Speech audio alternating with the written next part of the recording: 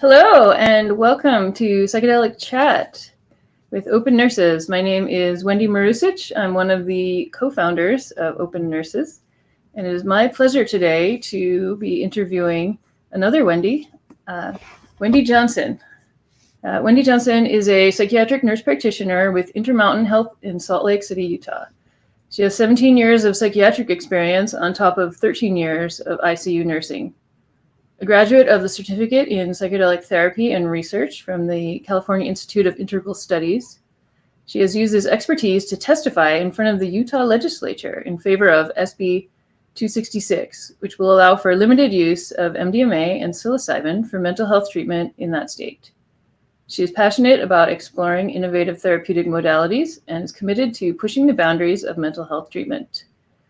As a believer in the potential of psychedelic medicine as a tool for healing and transformation, she has been an advocate for psychedelic medicine education and harm reduction, demonstrating how she leans into every opportunity to help destigmatize psychedelic substances and promote their responsible and evidence-based use.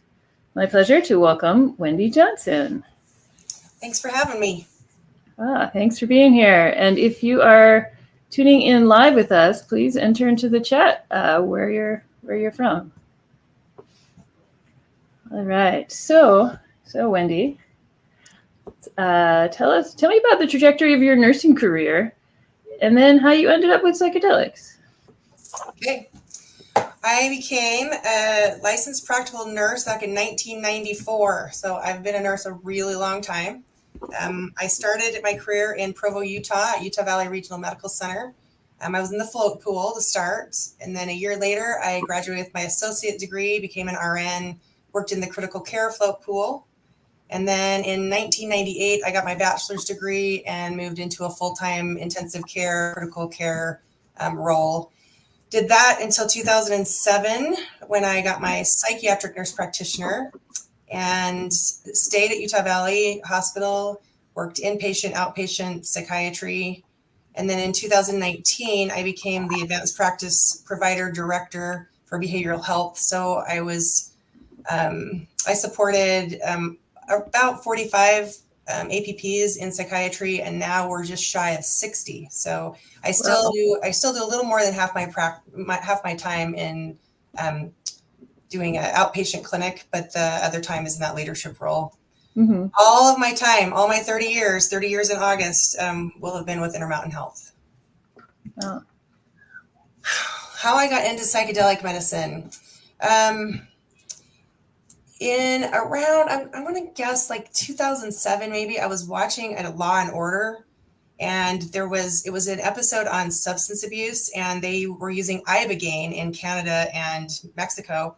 And I didn't know if it was a real thing, mm-hmm. So I Googled it, and it was. So I spent like several hours researching ibogaine. I was so fascinated with it, and mm-hmm. Kind of out of the blue that I'd be interested in something like that. And then in 2015, I read an article in the New Yorker about the work they were doing at Johns Hopkins with end-of-life anxiety and distress, mm-hmm. psilocybin. And that article just sparked an interest in me. And again, kind of surprising because I'd always sort of been just say no, all drugs are bad. It doesn't matter whether it's cocaine, mm-hmm. meth, psilocybin, it's all the same. I kind of grew up in that era with after school specials and this is your brain on drugs. And so the fact that kind of stuck in my mind was interesting.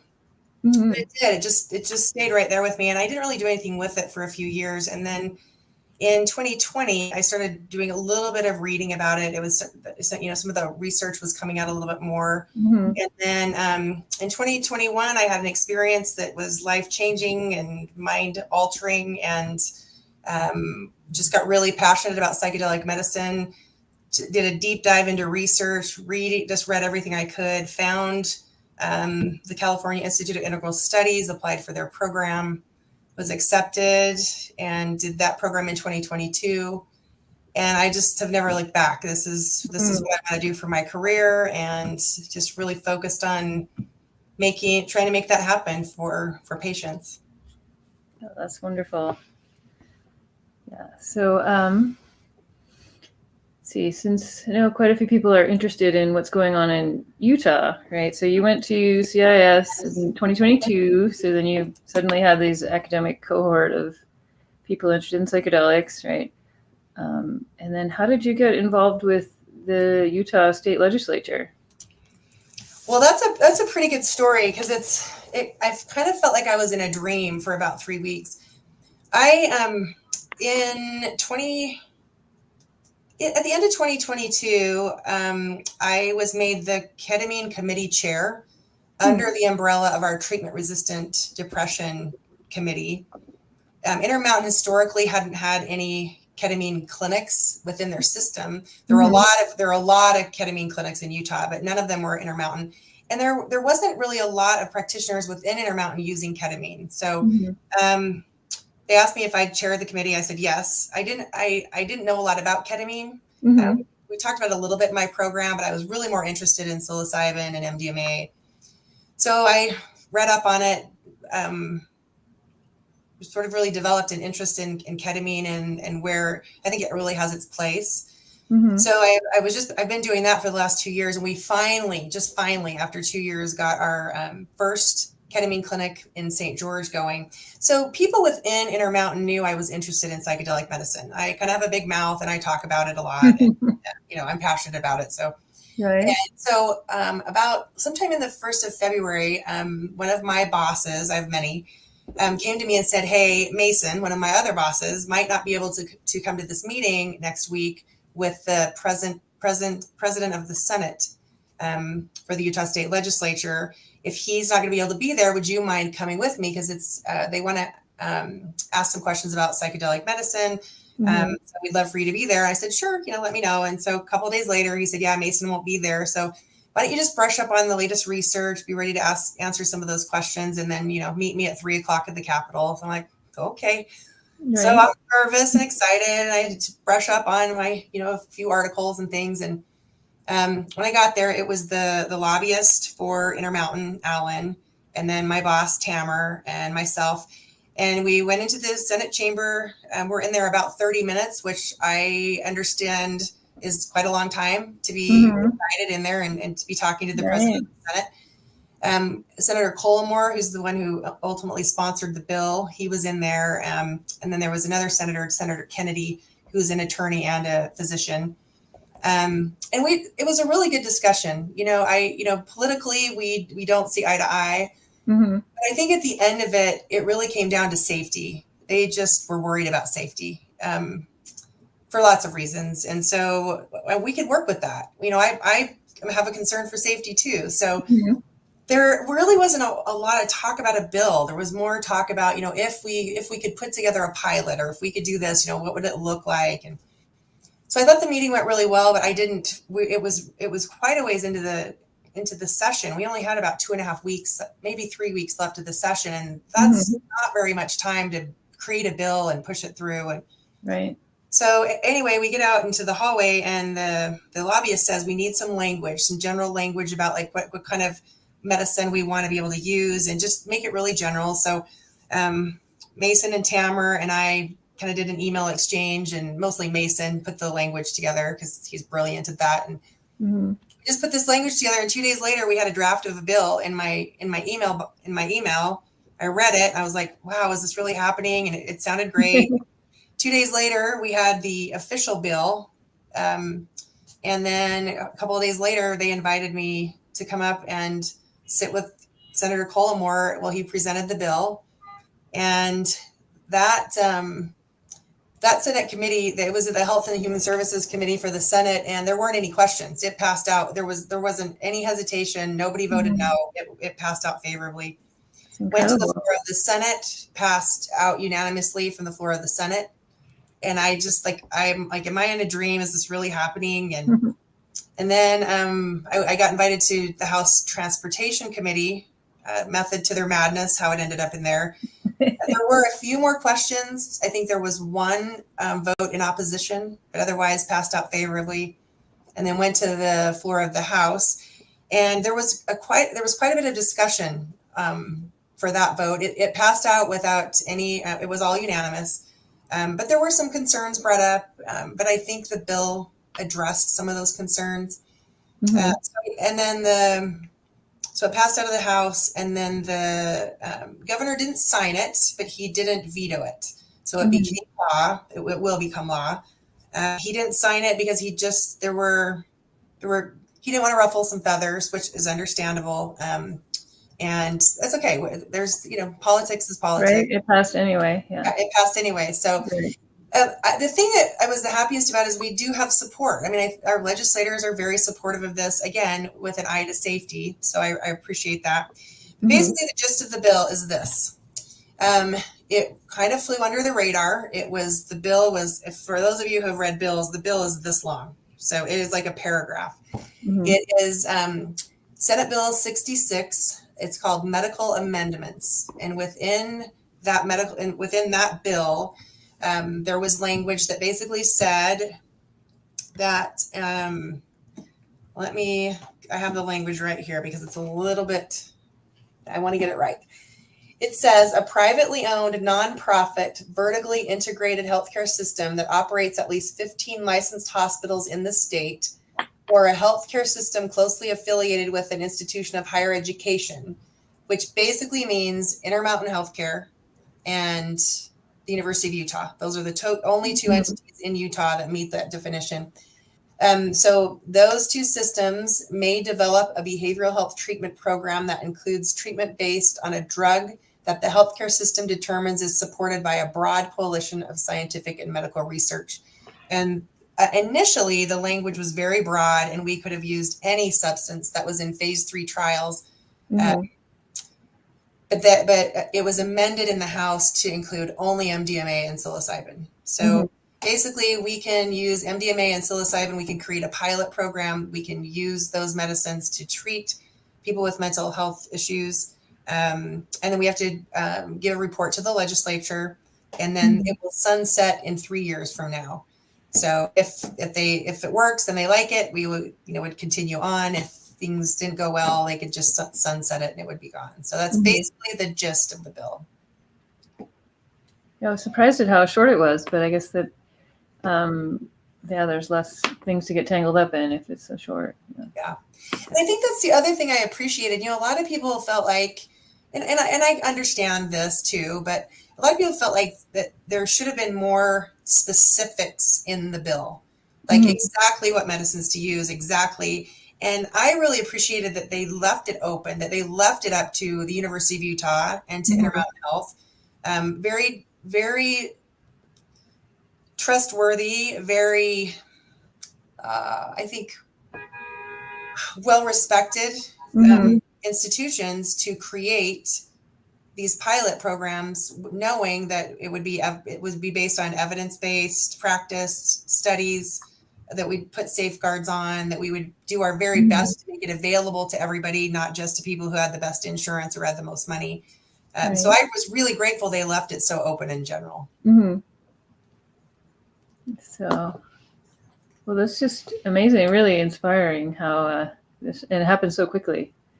And then it was unanimous, right? In this state like Utah, which is a fairly mixed state politically, or yes. Yeah. So yeah, sort of maybe a testament to your ability to testify. How much do you think you contributed by being a nurse or a nurse practitioner? Do you think nurses bring something unique to that? I do, absolutely. I think nurses bring, a unique perspective, and I think we are trusted. How much do I feel like I contributed? Some. I'm going to say some. Right.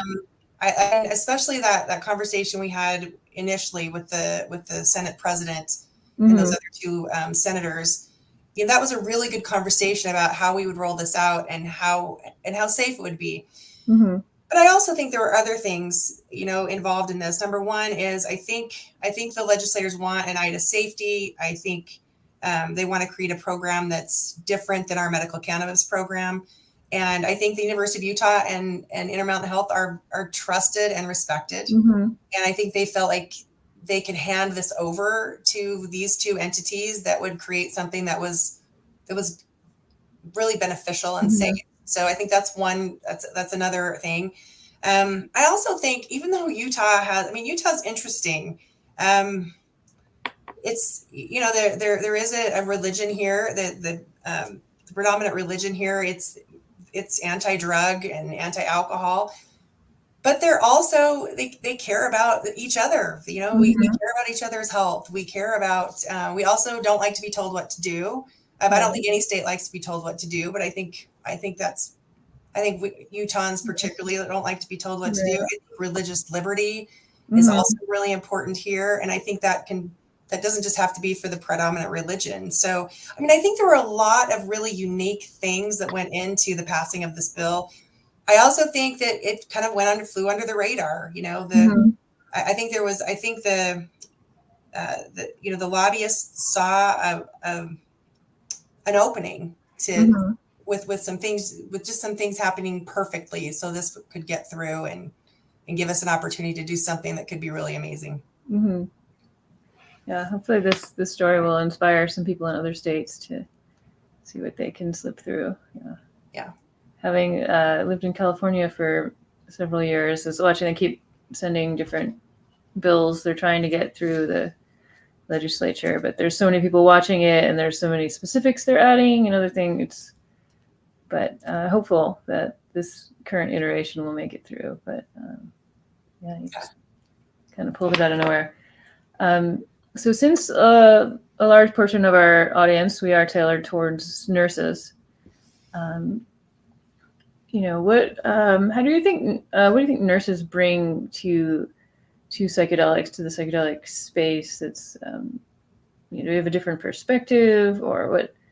Why would we want nurses and nurse practitioners involved in this?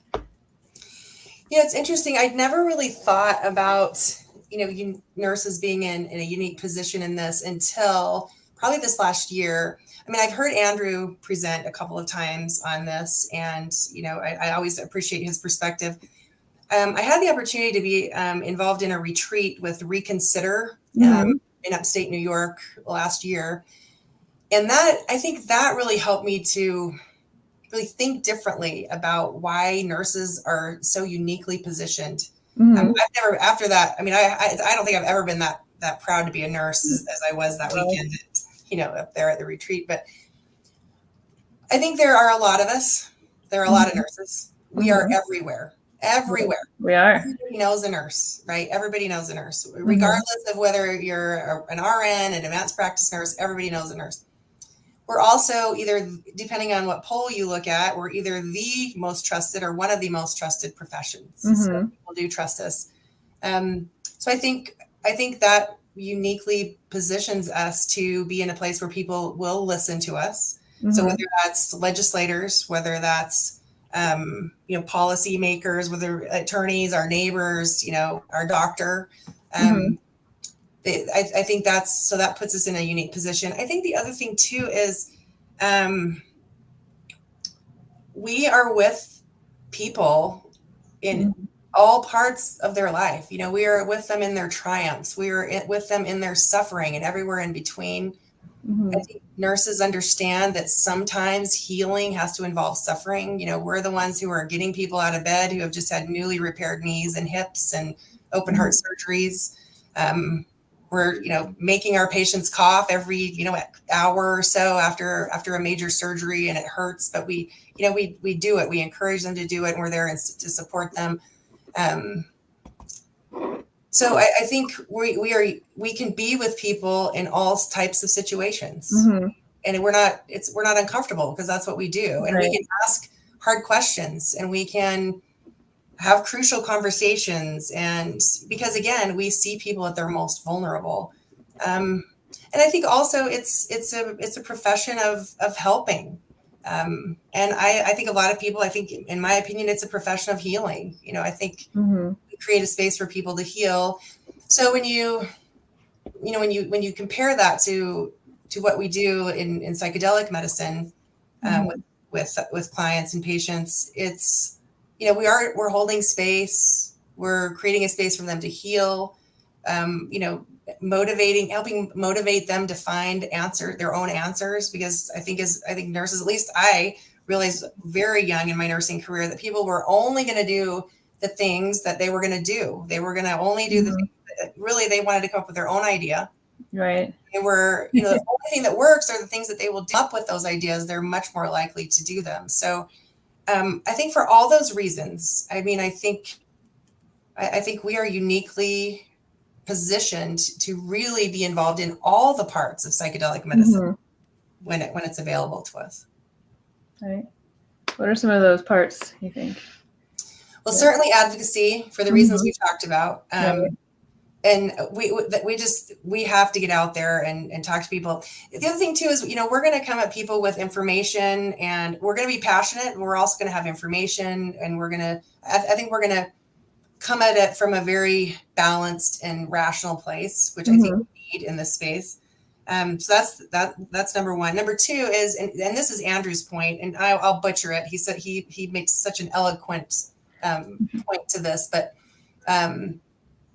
we're going to need, if MDMA becomes FDA approved this year, we're going to need a lot of people to be involved in supporting that work, and there are lots of nurses. There are lots of us. So, and I think there are lots of nurses interested in doing this. And so, and then also when you look at keeping things cost effective, it's to put a nurse in a room, to help support an experience. And again, I don't know how this is all going to work out. Some of this is just my opinion, so please take it as that.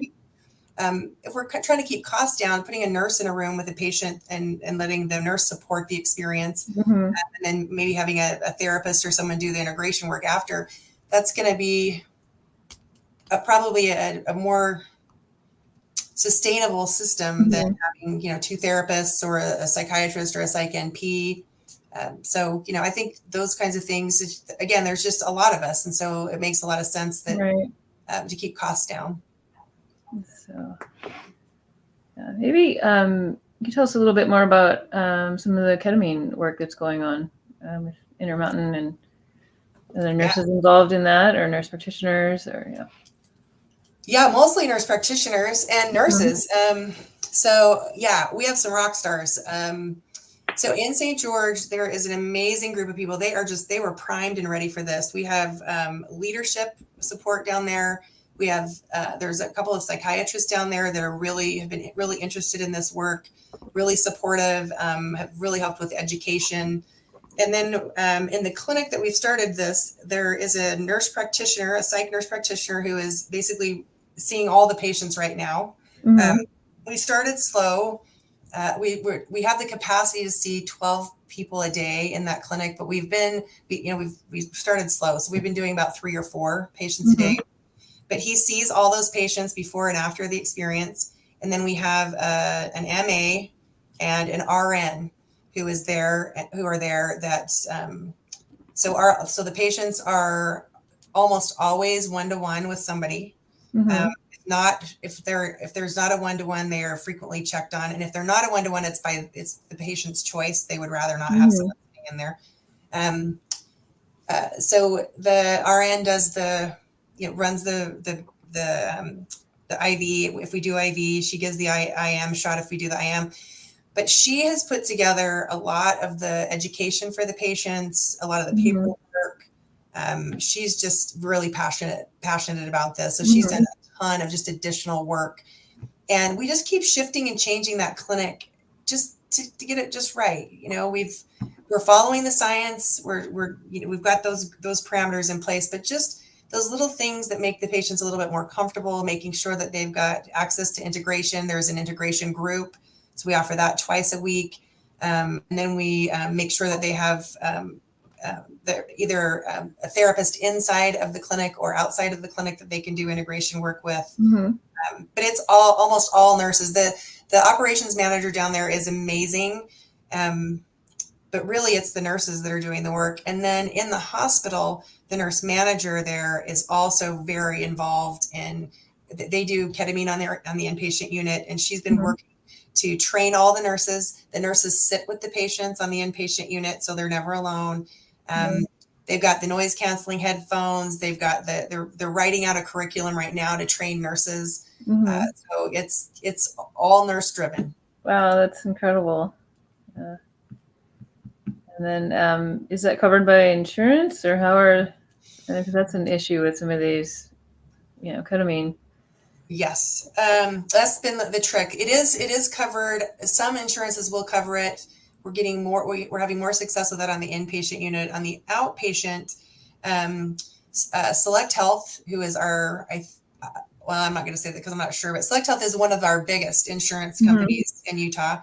They are very interested in covering this. They, they're following. They know the research is good. Patients want it. So we've been working with them on finding a way to get coverage for our patients. We initially weren't going to use Spravato for different reasons, but we decided we're going to use Spravato because we had to go cash pay until we could get insurance coverage in the clinic. And we need a bridge. So we're going to bring Spravato in and have that as an offering, and then continue to work with our insurance companies to see if we can get generic ketamine covered. And then we'll just have different options for patients in the clinic. Right. That's great. So let's see. So how do you envision the future of psychedelics with nurses? When you have this nurse-run clinic, how else do you see nurses in the psychedelic space? Well, I'd like to keep them in our clinics. I mean, and I tell all the psychiatrists I work with great psychiatrists. I'm like, you guys are all welcome to come and join us if you'd like. And I think we're planning to open other clinics, throughout the system. And I think there'll probably be a little bit more psychiatrist interest in those. But really, it's our nurse practitioners that are really interested. Our Connect Care behavioral health nurse practitioners are very interested in doing this. So I think we're going to have, our psych NPs are going to be very involved in this. And as far as the RNs, I would like to have an RN in every clinic. And then also in our inpatient units, as we continue to roll out ketamine and do more ketamine on our inpatient unit, just having the nurses passionate about being trained and really being intentional and involved in how, I think that's the beautiful thing is I watch these nurses, they are so passionate and interested in making this the best program, doing what's in the best interest of the patient. How do we make this comfortable? How do we make this work? How do we sustain this? And so, I'd like to see that to continue across our whole system. Right. And the other thought I've had too is with ketamine is, initially before I learned a lot about ketamine, for me, ketamine was more like a placeholder. It was like, well, it's the thing that's legal, so let's do that, and then good stuff comes. Now I've done a lot of research, and I've learned a lot, and I've changed my tune. I think ketamine absolutely has its place. I don't think it's going anywhere. And once you get ketamine established in these clinics and on your units, then when we get FDA approval for some of the others, then we can move those in. And then again, nurses are really uniquely positioned to help support patients, both inpatient and outpatient. So yeah, I think the sky's the limit for what nurses can do with psychedelic medicine. Right. That's great to hear. I think maybe you'll be getting some job applications at Intermountain Health. Right? We have so many nurses who are coming, asking, wanting to do this, and then, it's not quite here yet. We're waiting on legalities. So that brings another question. So we're all bound by nursing boards and nursing licenses. And so how do you protect your license, or any ideas about how when this SB 266, you start using the other medicines, any thoughts about how nurses can protect their license and be in the space?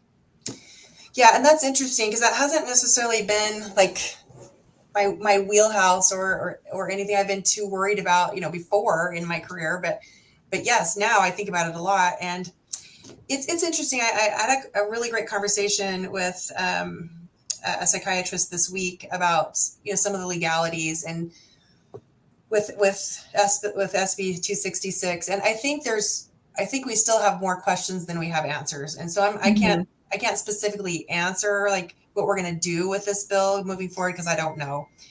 But that's the question. The legal part of this is the biggest question. Is Intermountain Healthcare and the University of Utah willing to take the risk, and are providers with licenses willing to take the risk? And I don't know. I don't know the answer to that question. I'm not willing to lose my license. for this. So, yeah, before I do anything, we will make sure we vet this. Right. We have lawyers weighing in and make sure that it's safe moving forward. Like I said, like I was talking to you before we got on camera, I really think what this bill is going to do is just get us primed and ready for when we get FDA approval.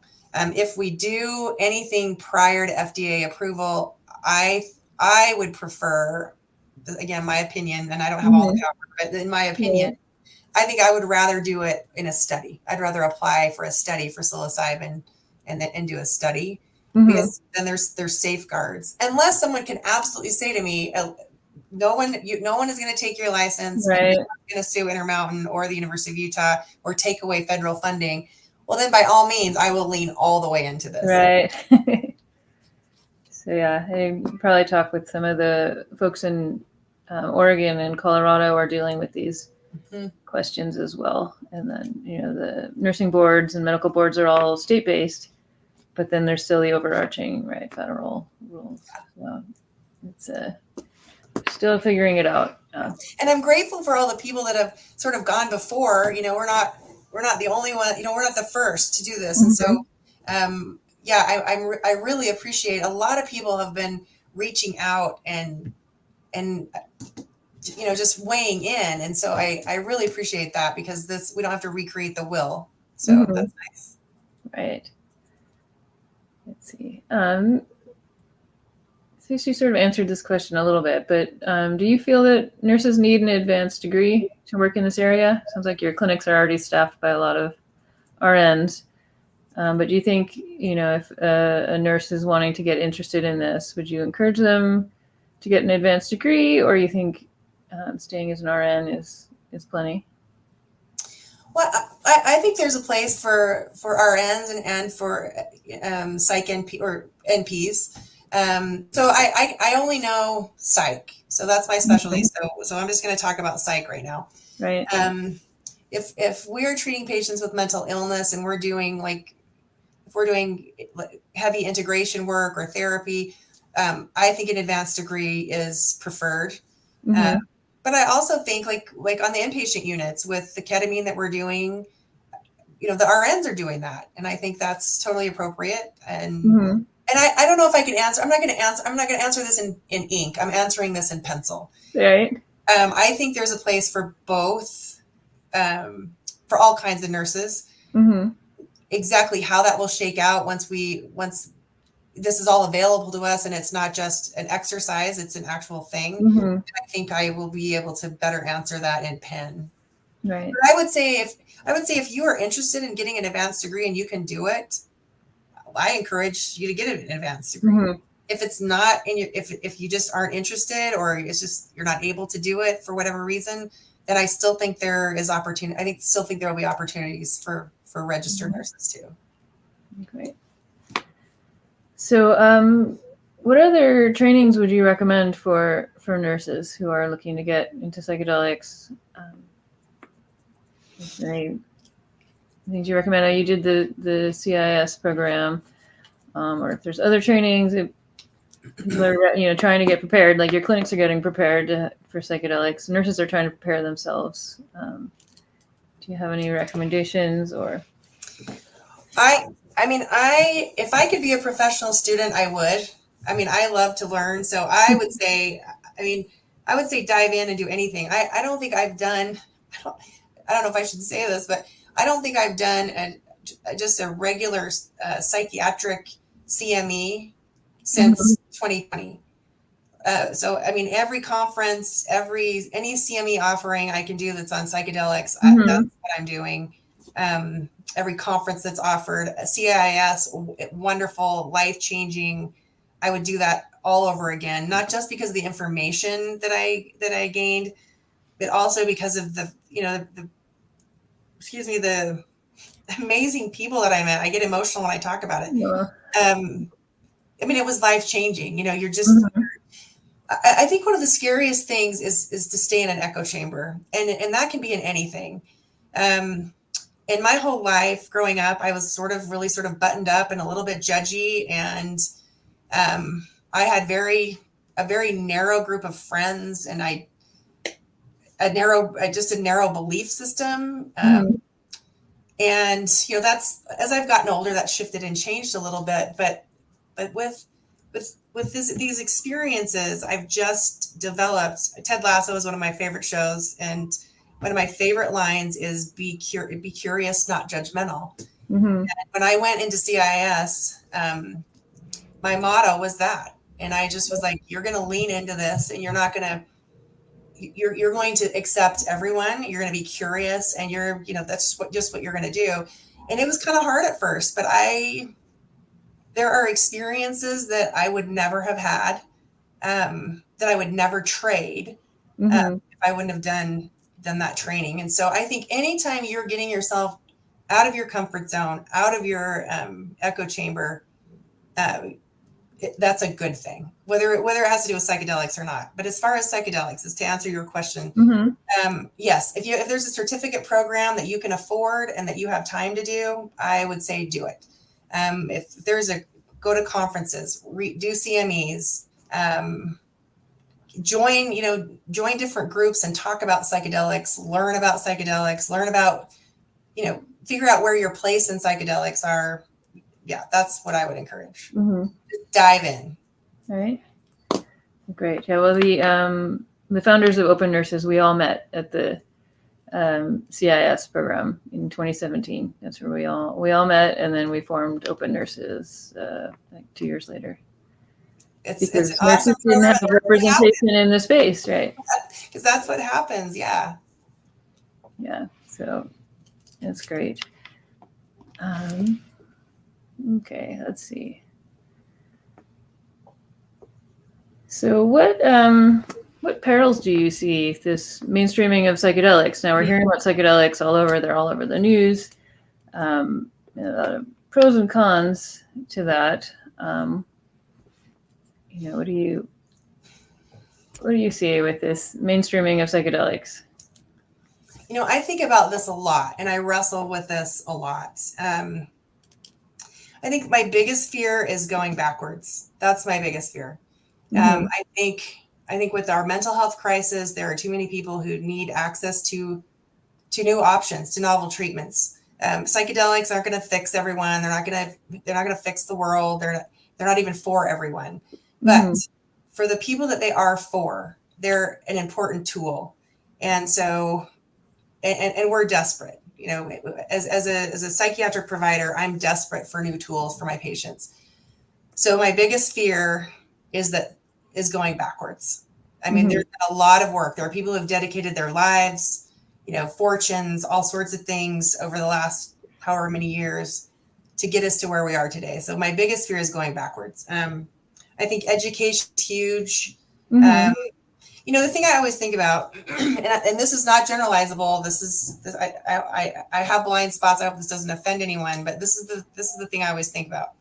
I grew up in Provo, Utah, in a very Mormon family, in a very Mormon neighborhood, in a very Mormon city, in a very Mormon state. And Mormons don't drink. We're not supposed to. And most Mormons don't drink. So there's not alcohol in our houses growing up. So we don't learn how to drink. Now, I know most teenagers have an experience where they get really chummy with their toilet and the bathroom floor with alcohol, but that you learn how to drink. And if you have parents that drink, hopefully you have parents that are teaching you how to drink. I didn't start drinking until I was in my late 20s, early 30s. And the first several times I became very acquainted with my toilet and the bathroom. Same thing with most of my friends who grew up the same way I did. I have friends now leaving the church that are in their 40s and 50s, and they start drinking like teenagers. And I'm like, no, just call me and I will help you. I will educate you. I can tell you what not to do so that, this can be a good experience for you. The harm reduction, right? Yes. Education. Yes. And so that's kind of how I think about it with psychedelics. I think we have to have education. If we want this to be done, my thing is safe, evidence-based, responsible use. And so if we can find ways to educate people so they are doing this safely, they are doing this, if they are doing it in a healing space, they're doing it for a psychiatric treatment or something like that, that it is evidence-based and always responsibly. then I think we have less chance of going backwards. But yeah, that is my biggest fear. So I don't know what all the answers are. Just let's harm reduce, let's educate, and please, please, please, we can't go backwards. Right. Yeah, that's really interesting with it. Yeah, not learning how to drink. Yeah, same thing with psychedelics. So I work sometimes with the Zendo project, which does kind of the harm reduction and sort of has the safe chill tent kind of thing, peer support at festivals, right? And we get some people who have no idea, right, how they take way too much, or didn't work, set and setting was a concept they didn't know about, or someone just handed them something and ended up there. Yeah, so, right, whatever we can do to help educate beforehand or, manage. That is the hope of mine too, that if people can learn, dosages and getting a safe supply as well, right? Yeah, all of it, exactly. Right. We've seen that with the cannabis space, right? Now you can go to a dispensary and get measured amounts, learning, how much to take. Yeah, I really appreciate. I remember the first time I was at a conference in Denver, and I went in. I wanted to go in and check out a cannabis shop. I'd never been in one, so I went in, and the guy behind the counter, he was so helpful. Like, he was so passionate and very knowledgeable, and basically like ran down everything that you'd want to know if you were going to use substances. I ended up buying a cream to put on my knee, and it was awesome. And I knew exactly how much to use and not to smoke it. And so it was very helpful. So yeah, if we can do the same kind of things with psychedelics, I think it's harm reduction. I think it'd be amazing. Let's see. So maybe you can tell us a story. Was there ever a time when you told someone you work with psychedelics, and they had kind of a negative response, or they were sort of in shock? I would think in Utah, maybe that would might have happened. And how did you respond? Well, it happened. It happened a lot. It happens a little bit less than it used to. I get a lot less eye rolls than I used to. Like I said, I kind of have a big mouth, and when I'm passionate about something, I just talk about it. And again, I always have an eye for safety. So, but initially, so I started my leadership position just about a year and a half before I started getting interested in really seriously interested in psychedelic medicine. So, that gave me a unique place to start socializing this and talking about it, and talking about, what are we going to do about this? This is coming. So what are we going to do about this? And initially I got a lot of eye rolls, and I sometimes people were usually not in those groups, but sometimes off to the side, they'll be like, oh, you're just trying to get your patients high, and, oh, not this again. I mean, I got that a lot. Oh, not this again. And then just, the typical arguments like, oh, people are going to, get high and jump out of windows, or, Charles Manson. I'd never heard the name Charles Manson so many times until I started talking about psychedelic medicine. So, and again, those are all, we have to think about those things. Again, we have to be safe, and I just kind of took it all in stride. I mean, I just kind of chuckled, because one of the things is I was there not that long ago. If you would have talked to me about psychedelic medicine before 2015, I would have just been like, oh, you just want to get people high. When medical cannabis first started coming out, I had terrible conversations with patients. We just argued. They had this research, and I had this research, and we just argued, and it didn't get me anywhere with my patients. So I learned with medical cannabis, we'll meet people where they are, and we'll find some common ground. And what else I did with medical cannabis? I went and got myself educated instead of just, staying in my echo chamber about, oh, it's just pot. People are just getting high. It's not going to be good for you. I got myself educated, and then I had better conversations with people. So I understood where people were coming from. And so I didn't let it deter me. I just reminded myself, meet them where they are. You got to go slow to go fast. Just keep talking about it. And little by little, I have had people say, in fact, the first person, one of the psychiatrists I work with, who said, oh, not this again. A mere year later, he is talking about, oh, I've been reading the research. This is very interesting. So, it's just, I got to be patient. I got to wait for people, just like it took me a minute. It's going to take them a minute. So, and I had a therapist. I'll tell you this. I had a therapist last week call me into her office, and she is an awesome therapist. We're great friends, wonderful human being. But she really is opposed to psychedelic medicine. She is not a fan of ketamine, and for lots of good reasons. She has a lot of patients who have substance abuse issues. She's got some family members, so I understand where she's coming from. And she really wasn't that interested in getting educated. Like I kept saying, well, just read some research, or how about, read this book or read this. Just not that interested, but still respectful. And she would just let me talk about my passion, and, we'd had some great conversations. But anyway, last week she said, I have to tell you, I have a patient that had an experience and had a huge shift. And I am a believer. She said, there is something to this. And so now so now she'll do the research, and she'll, so it's, I think you just have to wait for people. The Divine Assembly, who is the Mushroom Church of Utah, they invited Paul Stamets and some other psychedelic experts to come to a conference a couple of months ago, and it was held at the Grand America. They charged $100 a person. There were over 1,500 people there. Wow! I mean, it was amazing. So, but he got the question, and his partner got this question, and a couple of other of the presenters. How do we talk to people? How do we convince people that psychedelics are good, and to how do we get people to come over to our side, basically?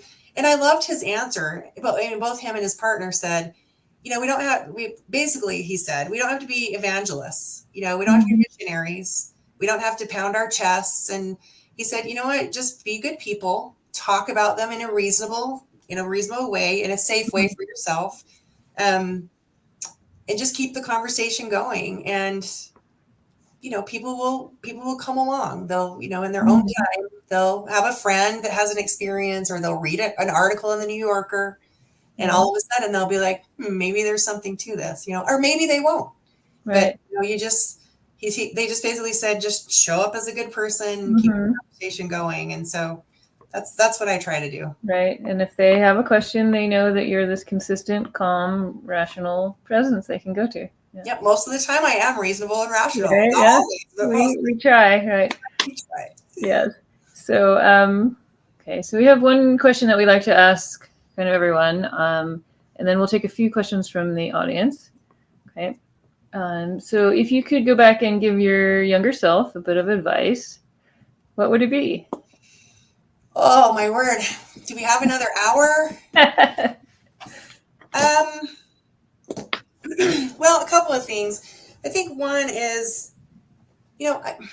I've been lucky. I've had a pretty good life. I've had I've had a few rough patches here and there, but all in all, I think working in mental health changed my perspective a lot about my life, and I've had a pretty good life. But I think I would tell my younger self, just wait for it. It's going to get even better. I would tell myself, my younger self, to never stop exercising, ever. Don't get into any bad habits about not exercising. I would tell my younger self this is the most important thing I would tell my younger self: be more mindful, be more present, be more intentional about the choices that you make, how you show up in the world. Yeah, I think that's one thing I wish. Because again, my life has been great, and I don't have a lot of regrets, but I wish I would have appreciated some of the things a little bit more. I just been a little bit more intentional, a little bit more mindful. I thought mindfulness and meditation was just hooey and hokey, and just, and now that I'm older and realize how important it is, I wish I would have done a little bit more of that. And I think the other thing too is, I wish I would have been a little more curious and a little less judgmental. I think I probably missed out on opportunities to get to know people because I was too judgy and I wasn't curious enough. And so I'm grateful. I'm really grateful. That's my motto now, but I wish I would have adopted that a little bit sooner. So. Well, those are all excellent pieces of advice there. Yeah. So, okay. So here we got one from the audience here. This is from Max Libby. Is there space for integrating the spiritual aspects of these experiences within the more secular context of Western medicine? And if so, what does that look like? Yes. Yes. It's interesting because I've been reading a couple of recent articles on this where some of our, where Roland, Griffith, and Bill Richards were actually sort of called out on being too spiritual in a Western medicine, in the medical model. And I get where they're coming from. I'm not going to say that the people calling them out are wrong. I'm not going to say that because I don't think they're wrong. But I also don't think they're necessarily right. I think sometimes it's semantics. I mean, I think there is a connection that happens with these medicines, and whether you want to call that energy, whether you want to call that spirit, whether you want to call that soul, it doesn't matter what you call it, but it does exist. And even if you don't want it to exist, even if you just want medical model science, nothing else, you just want to be straight down the line, atheist, just black and white, it still exists. That connection still exists. There was that story I read, I think it was in Michael Pollan's book, but I think I've read it a couple of other places where, there have been people who are atheists who go in and have these experiences and they're still atheists when they come out. So, I don't think we have to call this religion. I don't think people have to be afraid of that, but I do think there is a place for integrating that. And if people are okay with that, then I think talking about it and using that language, I think having the conversations ahead of time and just saying, what do you believe? What do you want to leave out of this experience? If we can choose what we leave out. I think that's the most important thing. I guess it goes down to consent. Maybe that's part of consent is, what do we want to talk about? But for me personally, I don't know if I call it spiritual. I think I call it energy and connection. But there is something to that with these medicines. And when I like with ketamine, when I'm working with patients with ketamine, they talk about that. When we talk to people who have had psychedelic experiences, they talk about that. So the answer to that question is yes. I think it's complicated. I think we have to be careful. I think we have to walk a fine line with it. But overall, I would say the answer is yes. Right. We can hold space for it. Right. We can hold space for it, but not impose it on somebody. But yes, perfect. Hold space if they want to go there. But it's their choice. Okay, so now we have another question. This one's from Meg Randall. Can you see the model of care for nursing as comparison alongside midwifery, doula, and hospice palliative care and end-of-life care? Thoughts on how we in healthcare can scale up? The way I'm reading this is, do I see psychedelic medicine alongside like midwifery and hospice and palliative care for end of life? Right. So I guess it says like we already have these things already exist, and can we scale them up with psychedelics? Maybe. Or how do we scale up? Yeah. Well, yeah, I think we can scale them up, and I think psychedelics have a place, especially end of life care. And yeah, I'm not an expert on those two things. But yeah, I think there's I'm trying to think if I want to answer this. I think there is a place for more of that. I think some of that's been pushed out by medical model, and I'm sort of having a love-hate relationship with the medical model now. My whole career I was all medical model, and now I'm like, So without getting into a whole like therapy session and how I feel about medical model right now, I think the medical model has pushed out some of those things that, again, go back to the first question, that have like that connection and that energy. And I think that's where, the midwifery and end of palliative care come in. So doulas, right. Yeah, I think we need to bring a lot of that stuff back. I mean, I think, yeah, that's all it's not my expertise. That's all I'm going to say, but yes, I do think we should scale it up. How to do that, I don't know. Right. Okay. All right. Whoop.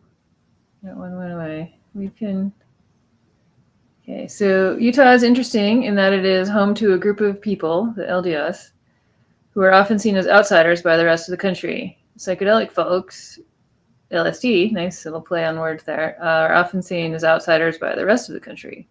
What can they learn from each other?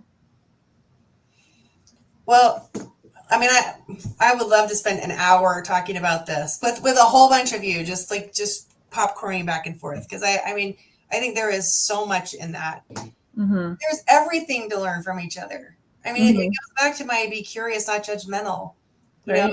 If we are all just curious and would just lean in a little bit more and not be so afraid of what we don't understand, the connections that we make with people, the experiences that we have, our lives are so enriched. And I think it is really interesting that I think that's part of why Utah is unique, is because of the religious history, how the Mormons ended up in Salt Lake City and populating Utah. They were outsiders. They were doing things that other people didn't agree with. And so I think there's a process of thought here that is sort of like, we don't want to be told what to do, and we want to kind of do our own thing. And so that's why I think we had gay marriage. I think, weren't we like the 17th state or something like that? We have medical cannabis ahead of lots of other states. So this bill has passed, and regardless of what the bill means, I think it's a door open for other things, psychedelic. And so, yeah, I think we all have a lot to learn from each other, and we should all be curious and not judgmental. All right. Here. Yes. Oops. All right. Darlene C. says, I work in a pretty conventional private psych practice. Spirituality, faith-based religion is considered predictive of more positive prognosis for depression, etc. It goes back to the research, as we show that people who have some kind of spiritual beliefs, religious, often do have positive outcomes in mental health. I don't know if you've seen that. It can go both ways. Depends on, Yeah, and I think the conversation I've had about this, because growing up here, a lot of my patients really struggle with depression and anxiety and other things because of religious trauma. So yeah, I can go in both ways. And so but I don't disagree with this, but I think a lot of it has to do with connection and community and, people that look like you and think like you and talk like you, and how important that is. And does that have to be spiritual and faith-based, or could that be, something else? So, but again, I think there's psychedelic community too, again, this is people in the psychedelic community tend to be, they're close, they have groups, they have gatherings. So, but I do think that, and again, this is just my opinion, I do think we lack that connection. And whether you want to call it spirituality, whether you want to call it soul, whether you want to call it energy, I think human beings need each other, and we need to be more connected. And I think so. Yeah, I think psychedelics have a way to create connection, just like the studies that show that people who have religious or spiritual connections have less depression. Oh yeah, I'll agree with that. So I think we're just about out of time if we have any last question, but thank you so much for agreeing to be interviewed. Nice to meet another Wendy and just hear about what's going on in Utah. If people want to get in touch with you, how can they do that? Or do you have a website? Or I should get a website. I don't have a website, but I have an email address they can send stuff to. Sure. That's great. Email. It's wendy.johnson.np@gmail.com. Wendy.johnson.np@gmail.com. Yeah. All right, we will pop that up here for a second. Does it work? There. Okay, but yeah, maybe you'll get some applicants from nurses who are interested in joining you. Yeah, that would be great. Your big ketamine nurse coalition that's going on there. Like to remind everyone too that Open Nurses currently has a survey that we're conducting. We're probably going to close it at the end of the month, but we wanted to survey our members. And oh, where did that go? There we are. So it's in our email. It's on our website. You can find it. That's kind of hard to type in yourself. But the survey, we want to know who our demographic is, what they're interested in, and how we can help. And on the idea about community, we're looking to set up maybe some local chapters. Maybe you want to have a Utah chapter, Open Nurses, where people can reach out and meet, whether on Zoom or in person or at the legislature, to do some things. So if you haven't filled out our survey yet, please fill out the survey so we can make this organization whatever people want it to be. All right. Well, thank you very much, and I hope everyone has a great rest of their day here. Do you have any final words you want to say? No, I just want to say, thanks for this community. I love hearing from people and learning from people. I am not an expert. I am still a novice, maybe not a novice anymore, but I'm still just so new in this space. I still have so much to learn, and I just appreciate just the community, basically. And I will say this too, I'm going to put a plug for Utah. I would like to see Utah be a top place for psychedelic medicine, for psychedelic retreats. I mean, it's beautiful here. We have everything from desert to mountain. We have everything here. People are really nice here. And so that's what I would like to see is this to be just a place where everybody wants to come and practice and participate and just part of the community. So thank you, everybody, and have a good night. And if there's anything I said that, I have a blind spot or something that I need some education on, please, please, please. I want to learn. So send it my way. Excellent. All right. Thank you all. Have a great night. Bye.